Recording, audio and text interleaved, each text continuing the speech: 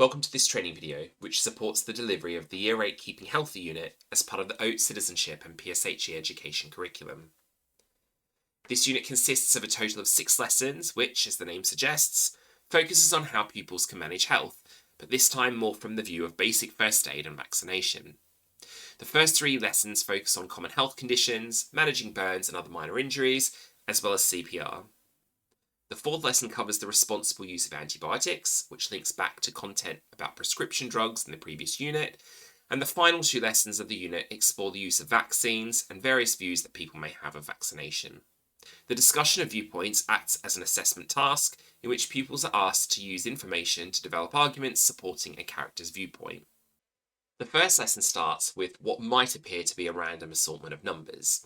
Hopefully, if pupils look carefully and think about what they can recognise, they'll realise that these are actually important phone numbers which serve different purposes. As well as 999 for emergencies and 111 for less severe health issues, pupils may be aware that 112 is the pan-European emergency number. 105 can be used to contact electricity networks during power outages, and 101 is a non-emergency phone number to contact police forces throughout England and Wales. This lesson goes on to focus on asthma and allergies as 2 examples of common health conditions. Throughout the lesson, pupils need to make notes on this comparison worksheet, identifying specific symptoms which might cause problems and ways of helping to manage the condition if someone is struggling. It would be useful for you to have filled in your own version of this worksheet in advance of the lesson to be able to provide subtle hints and nudges to pupils about times when they should be making sure that they're writing something down. One of the activities about allergies asks pupils to identify the mildest and most severe reactions.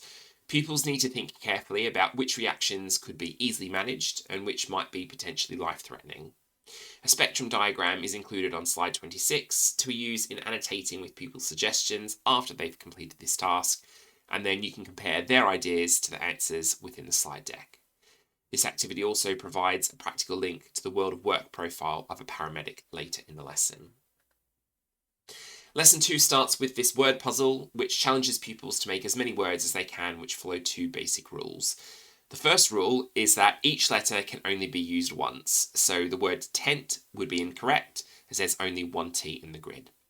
The second rule is that each word must include the central letter, which in this case is E, so the word sand would not be correct either, as the E has not been used.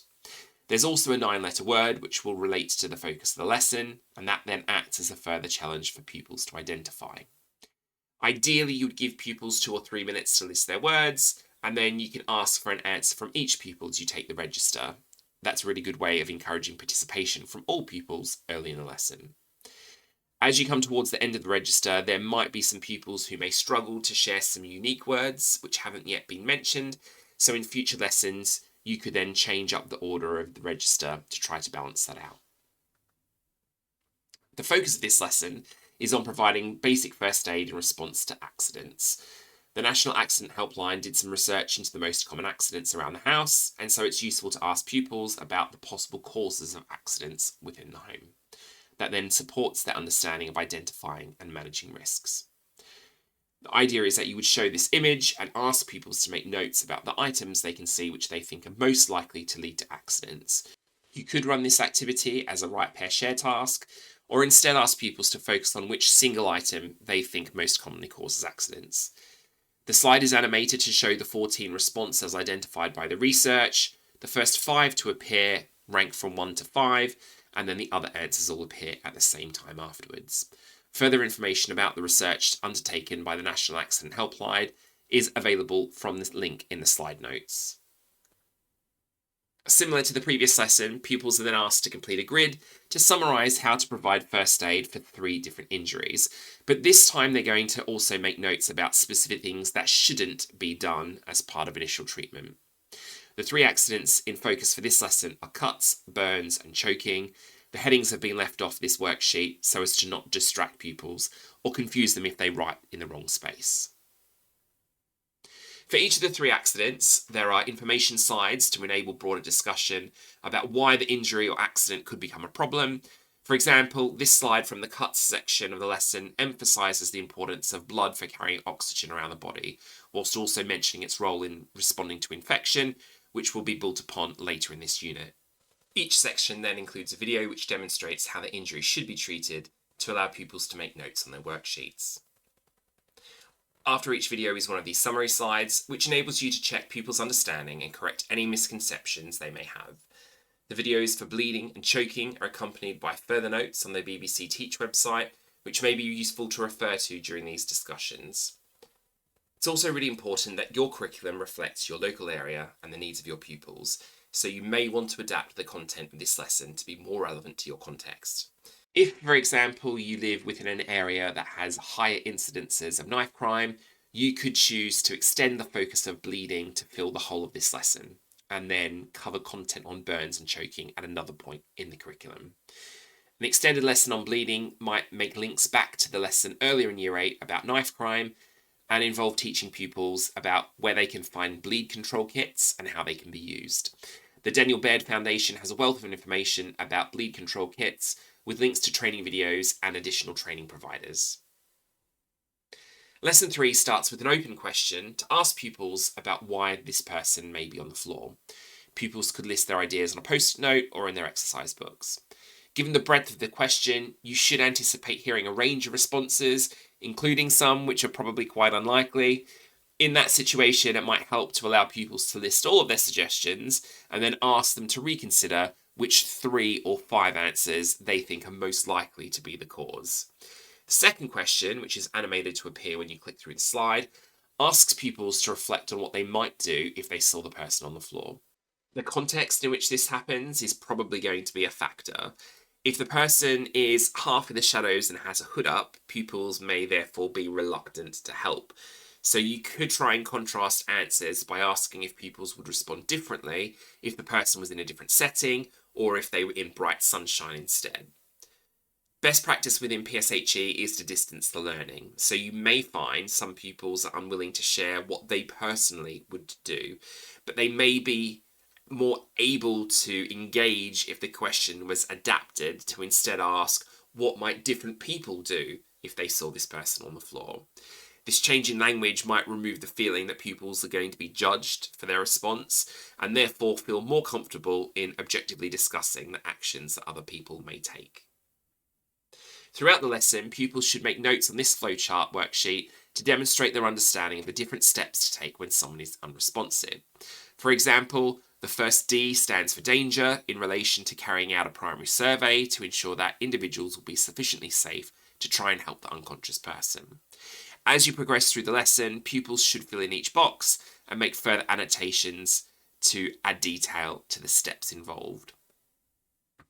Later in the lesson, pupils learn about the recovery position and the steps involved in moving someone into the recovery position. Ideally, pupils will have had an opportunity to practice this manoeuvre by the end of the lesson, although that is obviously going to be dependent on the space that you have available either within your classroom or in the nearby area. Consideration should also be given to pairings or groupings to ensure that pupils are comfortable with being touched by other people in this activity. A video then goes on to explain the process of CPR. Again, if possible, you should factor in time for pupils to practice compressions if you've got a CPR mannequin available. There's also a worksheet from St John Ambulance included as an alternative in which pupils can correctly sequence the steps involved in performing CPR on an unresponsive person. If pupils are completing that activity instead, I'd encourage them to think carefully about what each image represents before they start to number the steps, as otherwise they may realise they've skipped some of those earlier steps. The slide notes also includes a link to the lifesaver.org.uk website, which is run by Resuscitation Council UK. That has a series of interactive films requiring the application of first aid skills. The activity would probably work best if pupils had computer access, either individually or in pairs, but you could actually use it as a whole class activity as well. You would just need to ask pupils to really quickly share their responses at each prompt. If you are going to use this website, it's really important to consider pupils' experiences and their welfare to ensure that they know that they can opt out or leave the classroom if they're finding those simulations upsetting. At the end of the third lesson, there's an opportunity for pupils to anonymously ask questions or to make a comment about an aspect related to the first aid skills covered in the previous lessons. It's important that each pupil in the class writes something down at the same time to ensure that any questions which are written are truly anonymous. If pupils don't want to ask a question, they can instead write down their favourite flavour of ice cream or tell you a joke. Writing anonymous questions can help to take away a pupil's potential anxiety about asking questions to your face, but that's not to say that they don't still want a personal response. It can be really helpful to ask pupils to indicate whether they want a response to the whole class, which maintains confidentiality about who wrote it, whether they want a one-to-one response, which would require the pupil to include their name, or whether the pupils are just giving you information. After the lesson, have a read through each of the responses and filter the key questions and statements from other submissions. Then plan your responses, making sure that they're age and stage appropriate, and ensuring to make time in the following lesson to share answers as you need. Lesson 4 starts with an activity asking pupils to list examples of diseases. You could ask pupils to share one of their answers as you take the register, encouraging all pupils to participate early on in the lesson. Pupils then discuss the different organisms which may cause disease and consider the meaning of the word antibiotic, which is then the focus of the lesson. After discussing the function of an antibiotic, this worksheet is included to get pupils to think about different examples. The task is challenging given that pupils probably don't know the names of that many antibiotics. However, there is an additional handout which can help to provide details about each drug and explanations about what they do. Pupils could then write down the name of the antibiotic in each box and then add a comment about its application. The lesson then moves on to explore how the use of antibiotics can lead to the development of antibiotic resistance and how backup prescriptions could be used as a way to manage this issue.